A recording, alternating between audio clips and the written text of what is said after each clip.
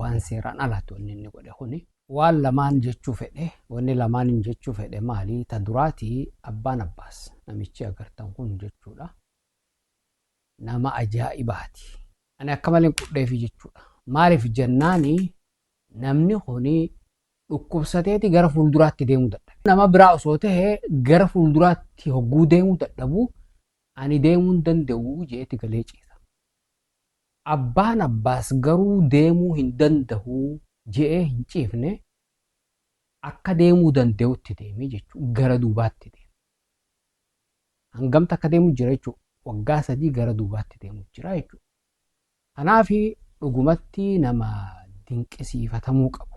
Lammadaatii obboleessa keenya Haydar nama kana akka beeynu nu godhee jira. Akka beeynu ogguun isin hin jiru nama kana ammataa xiyyaa fi ogguun dura arku akkamitti namni duubatti deema jeetiin amanuu dadhabee naaf liqinfamuu diddee jechuudha. Waan sanii dhugaa akka taatee kannaaf mirkaneessa isa waan ta'eef galata qabaa.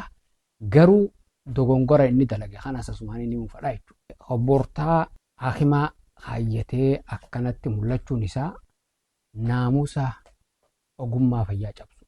Namni kuni ogeessa fayyaati miti. Hanga ogeessa fayyaa hin ta'initti waan kana godhuun dogongoraa jechuudha. Waan seeraan alatu inni godhe kuni akkasii tanaan jechuu fedhe galatuma.